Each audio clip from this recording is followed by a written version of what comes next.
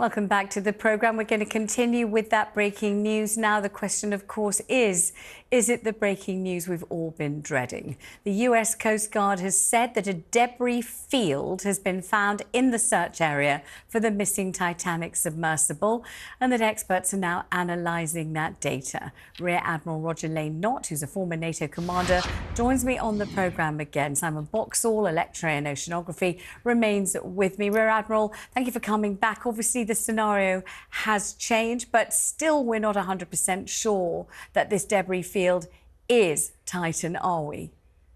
No, we're not. We're not. It could be anything really. But if that French submarine has gone down there, you may recall earlier I said that I thought the most likely situation was that it would be on the bottom, fairly near to the Titanic. But whether that happened earlier and whether it imploded down there, if that is the case, or whether it happened on the way down, we don't know. I mean, they'll have to analyse the debris exactly. And until we hear the Coast Guard press conference at 8 o'clock tonight, 8 o'clock our time, we probably won't know until that debris has been analysed. And Rear Admiral, how do they go about harvesting the samples from this debris field and then analysing it? I believe they've got exactly the right machinery and technology in position, but I don't know how it works. And I think people will want to know how they will go about bringing it to the surface, or maybe just testing it below the surface. I don't know. You'll tell me. Well, I think there are two things, really. One, they'll look at the pictures that they're taking, which they clearly have been taking. So they'll have that visual approach as best as you can from TV pictures. But of course, this particular vessel has got pincers and grabs that it can pick up bits and pieces and bring them to the surface. But I suspect that's what they'll try and do. But I would have thought that they should be able to make a fairly good assessment from the pictures, which are in fact being beamed up, as I understand it, through the umbilical cord from this remotely operated vehicle. So you can see it there. You can see it there, and yes, they will have. There's grabbers and pinchers on the front that will allow them to actually pick things up. It's a question of how widely spread it is and how far away it is from the actual Titanic wreck. Well, we just don't know that yet, do we? No, but if the shards or the crumbs of matter, I don't know what they're going to look like. I'm going to ask you that right now. If they do turn out to be from Titan, what might they look like? What sorts of things will be being analysed and assessed? How small are they likely to be, or large? What are they likely to be made of? That kind of thing. Well, I think it'll be a mixture of things, really. There'll be some carbon fibre from the shroud that goes round the pressure hull. There's likely to be some titanium pieces, depending on whether it crashed into the seabed or whether it in fact imploded on the way down or even down there. We just don't know, and they'll have to choose their pieces fairly carefully to give some sort of certainty to what they're actually seeing, that it isn't something completely different. And do we have any idea of what sorts of things might cause a vessel like that to implode on the way down, if indeed that's what happened? I know we're not sure it is, but if it has happened, why would it implode? What would be the cause of that type of a thing?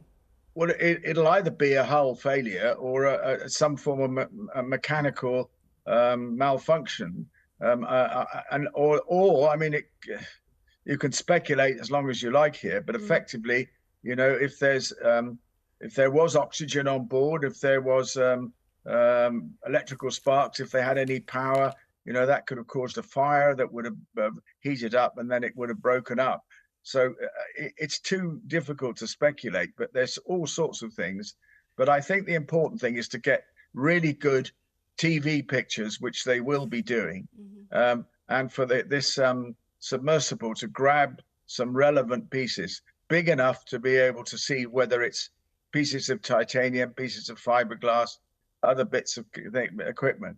It's difficult because they haven't explained how big the debris field is, and whether it's in a relatively small area or a large area. My reading of what they said, what we've heard so far, is that it's probably in a relatively small area. Otherwise, the French ROV would probably have struggled to find it, even with its lights, bearing in mind they can probably only see 20, 30, 40 feet ahead. And Rear Admiral, I know we're only surmising, we're only positing theories here. I know we don't yet have the results. We don't know of what we speak. But for the US Coast Guard to have issued this information several hours prior to the press conference, which, as you say, isn't happening till 8 o'clock our time, for them to have said a debris field has been found, do we suppose they might have a pretty strong idea that they think it is Titan?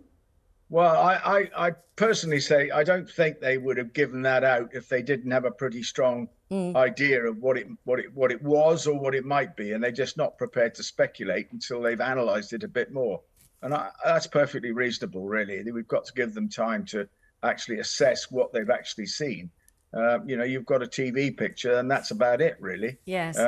So you haven't got a person looking at it. So I think we've got to wait until 8 o'clock and hear what they actually say they found. My feeling is that sadly it might have imploded on the way down, on the latter stages of it, or it might have imploded when it actually hit the bottom. But again, it's speculation from me, and it's desperately sad. And I hope I'm completely wrong in all my assessments of what I think it is, and that it may be debris from something completely different. We just don't know at this moment. OK, I echo your sentiments, of course. Let's hope it isn't. But what will be going on between now and 8 o'clock, would you say? Who will be assessing and analysing? Is it something done purely by some kind of AI or robots or some kind of computer, or are there people doing it?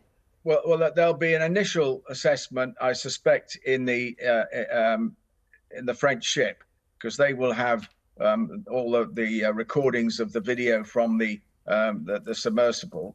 But I suspect they'll send that pretty quickly to the Coast Guards and the Opcon Centre, and then I suspect analysts from Woods Hole, from the US Navy, from the Canadian Navy, and of course the Coast Guard will be having a pretty clever, careful assessment of what actually it is. But I would be surprised if the French team, used to operating this craft and actually used to analysing what they see and what they have in front of them, I would think they would probably give a pretty good feeling of what it is. And I'm assuming that one of the things that has to happen between now and 8 o'clock, if indeed they find that their suspicions are confirmed and that the fragments and the debris are part of the submersible, would be speaking to family and making some kind of proper human contact before these sorts of pieces of information are released. As I understand it, they've been in touch with the family all the way along through this, and that I suspect the family are fully engaged in giving their views on what they would like to see or not see, or what they would like to happen throughout the whole of this. What are the various steps that the Coast Guard have taken? I'm sure that's been done, although it's obviously the coordination centre's responsibility to decide and make the decisions. I'm sure that they've been in very close contact with the families throughout this to make sure that they are happy with what they're doing and where they're going with this.